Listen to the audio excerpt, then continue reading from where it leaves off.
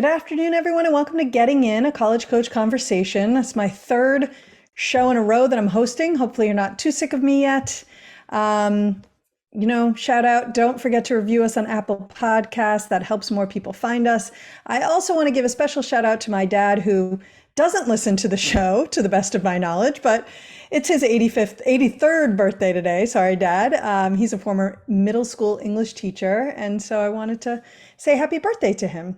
On today's show, we're going to be talking about how to decode your financial aid award. You think it will be simple, but it actually isn't always.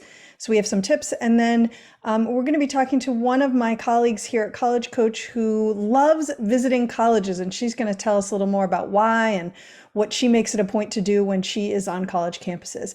But before we get to all of that, I am super excited to welcome Dr. Susie Bartlett, who's a senior veterinarian at the Wildlife Conservation Society, here to the show today. Hi, Dr. Bartlett, or Susie. Yeah. Susie will do, yes. Susie, all right, great. Well, thanks so much for joining the show today. We like to talk to families and students about careers that they may be interested in, and it's always interesting to hear how someone arrives at the end, which is where you're not at the end, of course, but you are a vet. And so we're always interested in the path that got you there. So maybe why don't we start with, tell us a little bit about your current job, because it's certainly not like you are taking care of dogs and cats that we all have in our home. Yes, yep. So I am a zoo veterinarian, and I've been here at the Wildlife Conservation Society, which is a sort of conglomerate of a number of zoos: the Bronx Zoo, Queens Zoo, Prospect Park Zoo, Central Park Zoo, as well as the New York Aquarium. So I've been here for about 6.5 years, and I take care of any animal that happens to need assistance on any particular day. So that can be anything from a frog that's the size of my thumbnail to, elephants and giraffe and lions and all of that. So it's a very interesting, fun, challenging, unpredictable job. I can't even imagine it, truly. So, yeah, I wouldn't even know how you take care of a frog that's the size of your thumbnail. Obviously, I'm not a vet, so but you do, and that's the cool part. So I'm of course really interested in your path there. But my first question really is, did you always know you wanted to be a vet? We certainly talk to students who that's the case, or if not, when did that occur to you that's something you might want to do? So I always knew I was fascinated by animals, particularly elephants. I was all into having elephant books and stuffed animals and all of that kind of thing. But I didn't really think about becoming a veterinarian until much later, until I was in college, actually, because I was one of those squeamish kids. So, if I saw roadkill as we drove past, I'd be really upset by that. Or my sister actually thought she was going to be the veterinarian because she liked to go hunting and, would dissect animals and things when she got home. And I would have to go hide in another room because I didn't want to see any of that. So, but I always loved sciences and math, and I loved animals. So, right, not until I got into college did I finally start to say, okay, I think I should try to pursue this, because it really did fascinate me, but it took a bit to get over that squeamishness. How did you get over it? Was it just an academic desire and a real passion behind it all that you kind of were just like, I'm going to have to move past it? Or I'm curious about that piece, because that's an issue for me, for sure. Yeah. So, yes, I had to go about it very deliberately. So I would watch like educational channels on TV where they would, maybe be showing, surgeries or, some hint of that. And I would slowly build up my tolerance. I would watch for as long as I could, and then I would have to turn it off or turn away. And then, eventually I started working in a small animal vet clinic and started observing and doing some shadowing as well. And there were times when I would go in and start to see a surgery and then say, I got to step out, I'm going to hit the floor. So it took a while. But eventually I did get over it. So here I am. I can do pretty much anything now.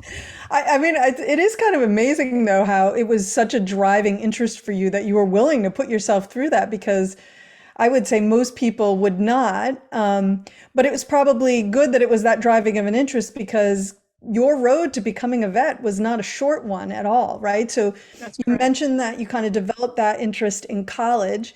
Um, when, were you ready to go to vet school when you graduated? Tell us a little bit more about that piece of it. Yeah. So my major was actually English. I was an English major. Me too. But all right. Like your dad, the English teacher, right? Hmm. Hmm. But I was a pre-medicine sort of concentration and a chemistry minor. So I had a lot of bases covered. But even though I had all of these science courses, depending on which vet school you go to, there's different requirements.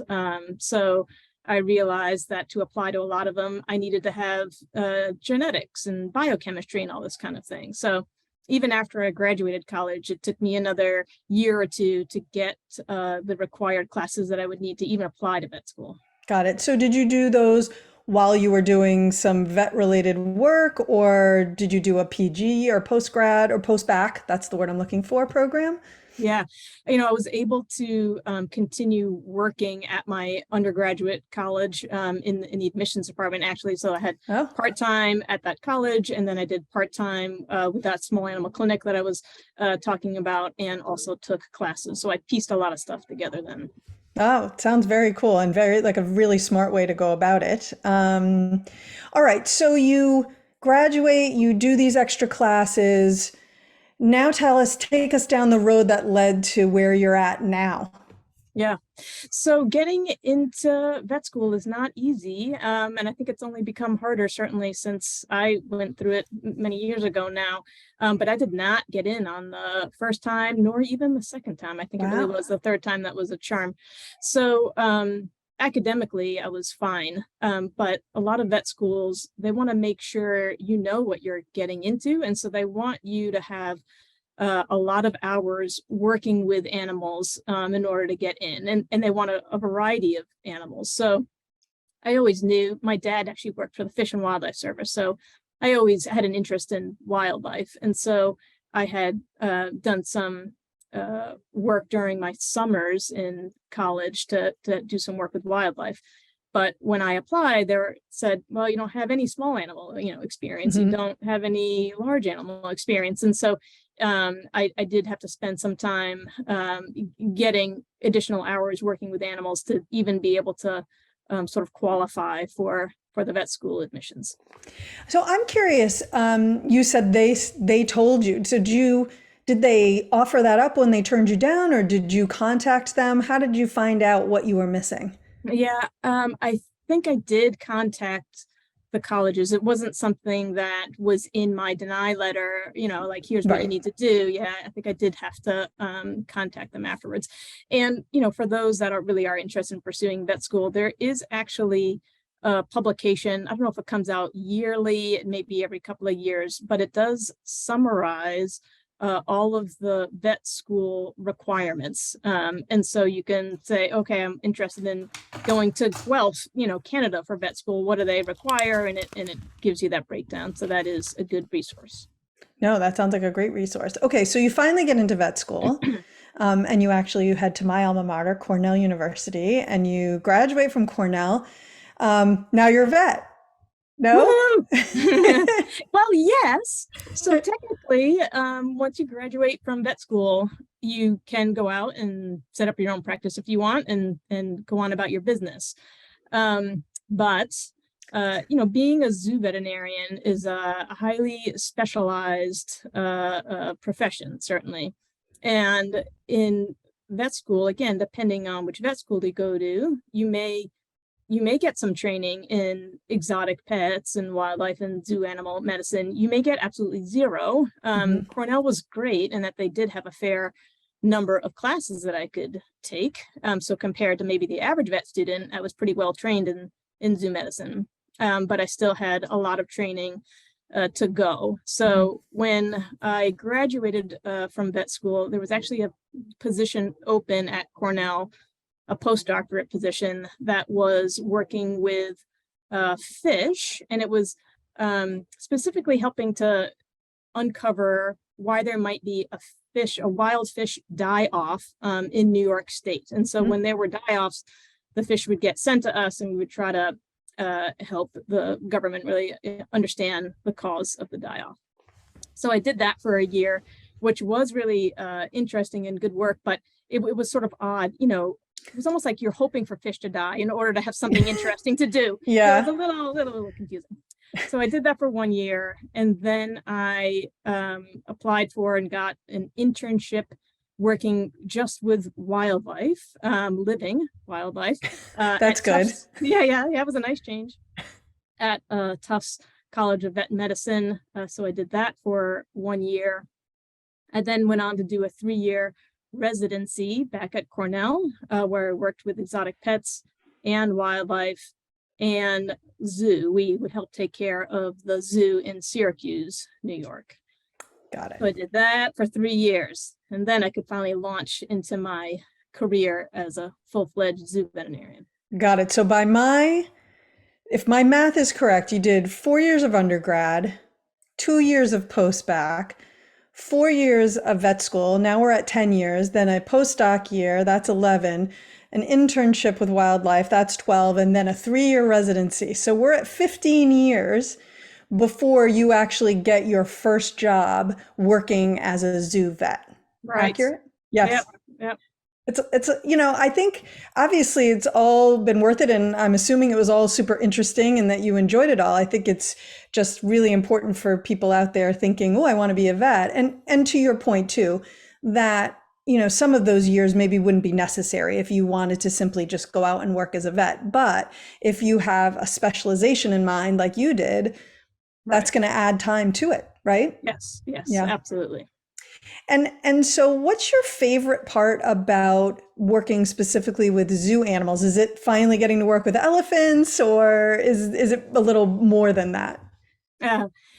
That's certainly part of it. I do really enjoy working with elephants, but it is working with the diversity of animals that we do. And so, especially being at some place like, I'm really based at the Bronx Zoo. So being here, there are species that I didn't even know existed, and so it's really fun, over the course of a few weeks to be working with, anything, right? Frogs, rodents, all different types of birds. And so it's challenging and really stimulating, but it can also be exhausting. So despite all of this training that I've done, I've also gone on to become board certified. So I'm specialized in zoo medicine. I've taken this giant test that I had to study for years in order to be able to pass. And even with all of that, I have to admit that every day, certainly every week, but probably every day, there's something that I look at and I say, I've never seen that before. And, and sometimes no one has seen it before. And so, yes, we'll see that a little bit in dog and cat medicine and horse and cow medicine, but not to the extent that we do. So we have to become comfortable with not knowing everything and being willing to do research to try to help explain a lot of the stuff that, we may not understand. Right. I mean, it certainly sounds like a job where there's no chance you could be bored, because if you were bored, then it was clear it was probably time for you to stop doing that job. Yeah, exactly. Right? That's correct. Yeah. What, in the time we have left, any advice that you would have, or, for aspiring veterinarians, or for, the skills to develop, but also the things to look for within yourself to make sure you have, if you really truly want this career? Yeah. So certainly you've got to have the academics down. So you have to be really committed to your studies. And it's definitely, important to be strong in math and science and that kind of thing. A lot of veterinarians do have an affinity, certainly toward animals, which is important, but it's also really good to enjoy working with people as well, because it's not just animals that you're working with. And so that's also really important. And then it is a really competitive application process. It can be a competitive, field, certainly to be a zoo veterinarian specifically. And so you need to sort of steel yourself for that. You're going to get rejected, Yeah. along this way, whether it's rejected to vet school one time or your internship or residency, and just be prepared for, plan B and how you're going to continue forward toward your goal, even though there will be likely some obstacles. Yeah, I mean, I love that your path was not smooth sailing all the way. I think it's far more interesting and certainly a really good one for our listeners to hear because I often find that one of the reasons students choose a path like veterinary medicine or medicine, people medicine, is that they see it as a very clear path, right? If I do this, this, and this, Yeah. then this, and this happens. But it isn't necessarily a clear path. And you need to be able to roll with it and deal, because when you get on the other side of it and you're working in this world, it's rarely going to be a clear path, right? You're Yes. gonna get road bumps all the time. So yeah, And making a point to appreciate what you're learning along the way. So you may yeah. not be in your ideal job or your ideal school or whatever it is, but whatever you're doing, it can be really informative, and something that you're going to draw upon in your later years. So try to appreciate the moment. Yes, I love it. Great advice. And we're going to end on that note. Thank you so much for joining today. I really appreciate it. My pleasure. Thanks for having me. Absolutely. Okay, we're going to take a quick break. And when we come back, we're going to be talking about how to decode that financial aid award letter. So don't go away.